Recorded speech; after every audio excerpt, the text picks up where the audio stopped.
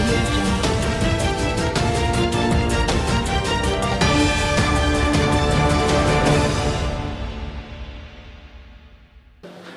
उत्तर प्रदेश में योगी सरकार का दूसरा मंत्रिमंडल विस्तार हुआ। संभवतः यह अंतिम मंत्रिमंडल विस्तार है। से सदर विधायक डॉक्टर संगीता बलवंत जी को मंत्री के रूप में जगह मिली है। आपको बताते चले कि डॉक्टर संगीता बलवंत जी छात्र राजनीति से आकर पंचायत की राजनीति होने के बाद गाजीपुर सदर विधानसभा से पहली बार विधानसभा का चुनाव लड़ी और चुनाव जीतने के बाद आज इस दूसरे मंत्रिमंडल विस्तार में राज्य मंत्री के रूप में जगह भी मिली है। आज वो हमारे साथ मौजूद हैं और उनसे हम बात करेंगे। जी नमस्कार। नमस्कार आपको भी। ये जो दूसरा मंत्रिमंडल विस्तार हुआ है, आप एक छात्र राजनीति से पंचायत राजनीति से आगे बढ़कर विधानसभा का चुनाव लड़ी, विधानसभा जीती और उसके बाद इस मंत्रिमंडल विस्तार में आपको मंत्री के रूप में जगह मिला है। कैसा अनुभव कर रही हैं आप? देखिए, सर्वप्रथम 17वीं विधानसभा में अंतिम मंत्रिमंडल विस्तार में सम्मिलित होने के लिए मैं अपने क्षेत्रवासियों की तरफ से उत्तर प्रदेश के यशस्वी और तपस्वी मुख्यमंत्री माननीय श्री योगी आदित्यनाथ जी को हार्दिक आभार देती हूँ और यह कहना चाहूँगी इस संगठन और सरकार ने मुझ पर जो भरोसा जताया है उस पर पूरी तरह से खरी उतरने का प्रयास करूँगी। खबर यह भी आई कि मंत्री बनने के बाद आपने गाजीपुर से पूर्व सांसद मनोज सिन्हा जी, जो इस समय वर्तमान समय में जम्मू कश्मीर के उपराज्यपाल हैं, उनसे भी बात करके आशीर्वाद लिया। क्या कहती है इस विषय में? जी बिल्कुल, आपने सही सुना है। हमारे अभिभावक हैं, इस समय जम्मू कश्मीर के उपराज्यपाल हैं माननीय श्री आदरणीय महामहिम उपराज्यपाल श्री मनोज सिन्हा जी, और सदैव से गाजीपुर जनपद वासियों के लिए उनका स्नेह और आशीर्वाद बना रहता है। और शपथ लेने के बाद जब मैं बाहर निकली तो सबसे पहले अपने अभिभावक को मैंने आशीर्वाद लिया और उन्होंने बहुत ही स्नेह के साथ आशीर्वाद दिया। जी, इस मंत्रिमंडल विस्तार में पिछड़ी जाति और अनुसूचित जनजाति को जो भागीदारी मिली है, तो क्या आप इसको कैसे देखती हैं? क्या Bharatiya Janata party social engineering के फार्मूले को तैयार करने की कोशिश की है? जी, मैं कहना चाहूँगी कि भारतीय जनता पार्टी एक ऐसा दल है कि ये अंत्योदय के लिए काम करती है, सभी जाति, सभी वर्ग, सभी धर्म के लिए काम करती है। और इस दल का तो नारा ही है सबका साथ, सबका विकास और सबका विश्वास। सभी वर्गों को लेकर भारतीय जनता पार्टी काम कर रही है, क्योंकि यदि प्रदेश और देश को आगे करना है, विकसित करना है, तो हमें सभी लोगों का समावेश करना ही पड़ेगा। जी, आपने अभी तक जो क्षेत्र में कार्य किया है वो एक विधायक के नाते किया है, अब आप मंत्री के रूप में हैं, तो आपकी क्या प्राथमिकताएं होंगी उत्तर प्रदेश के लिए? जी, उत्तर प्रदेश के लिए आज जब हमारे माननीय यशस्वी और तपस्वी मुख्यमंत्री माननीय श्री योगी आदित्यनाथ जी बेहतर कुशलता के साथ बहुत ही अच्छा कार्य कर रहे हैं कि देश के सबसे बड़े प्रदेश उत्तर प्रदेश के मुख्यमंत्री को देश का सबसे अच्छा मुख्यमंत्री माना जा रहा है, उनको रोल मॉडल के रूप में देखा जा रहा है और प्रदेश को सजाने संवारने का वो जो कार्य कर रहे हैं उसमें अब हमारी भी सहभागिता होगी।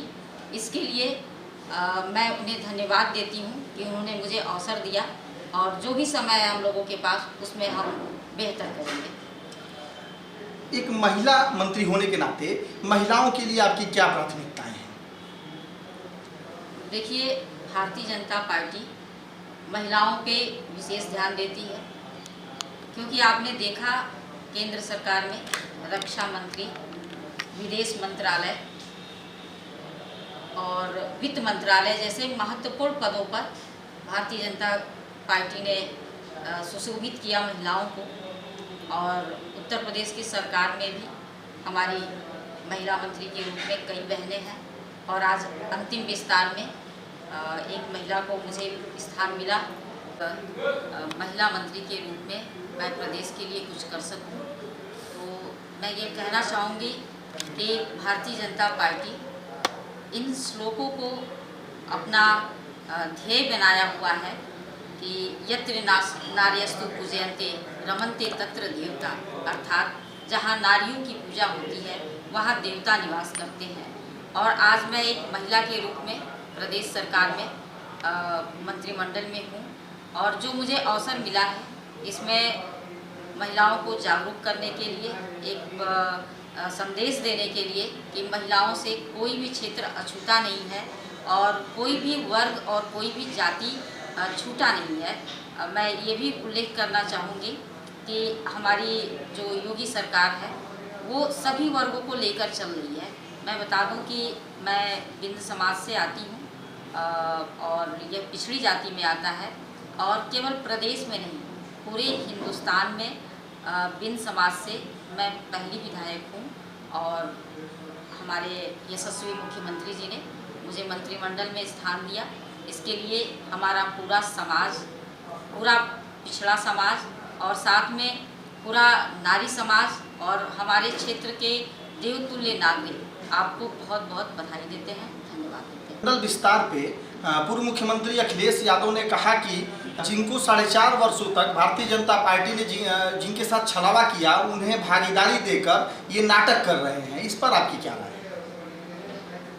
जिसका आप नाम ले रहे हैं माननीय श्री अखिलेश यादव जी का, मैं उनसे पूछना चाहती हूं कि आज वो कह रहे हैं कि ये एक छलावा है मंत्रिमंडल विस्तार।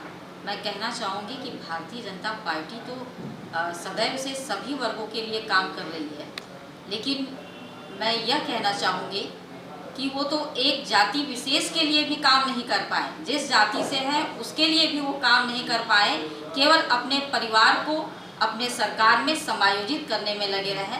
आप पता करिएगा कि 3600 लोग उनके परिवार से सरकार में समायोजित किए गए थे, वो अपने वर्ग को भी लाभ नहीं दे पाए सिवाय अपने परिवार के। तस्वीरें हम लोग को प्राप्त हुई जो आपके विधानसभा क्षेत्र से थी। आपके मंत्री बनाए जाने के बाद विधानसभा क्षेत्र में मिठाई बांट कर एक दूसरे में खुशियाँ मनाई जा रही थी, तो अब मंत्री के बाद आपकी क्षेत्र के लिए क्या प्राथमिकताएं आपकी होंगी? देखिए, क्षेत्र के लिए मैं ऐसा करना चाहूँगी कि जहाँ कहीं अभी दिक्कतें हैं, परेशानियाँ हैं, उन चीज़ों को मैं हल कर पाऊँ, और जो मुझे विभाग मिलेगा तो उस विभाग के हिसाब से मैं अपने क्षेत्र के लिए और प्रदेश के लिए जो कर सकती हूँ वो ज़्यादा अच्छे तरीके से करने का पूरा कोशिश करूँगी। उत्तर प्रदेश में योगी सरकार का दूसरा और संभवतः अंतिम मंत्रिमंडल विस्तार चुनाव से ठीक 5 महीने पहले हुआ। अब इस मंत्रिमंडल विस्तार के राजनीतिक लाभ क्या होंगे ये तो आने वाला वक्त बताएगा। कैमरामैन धर्मेंद्र के साथ विवेक राय, सिटी कनेक्शन, लखनऊ।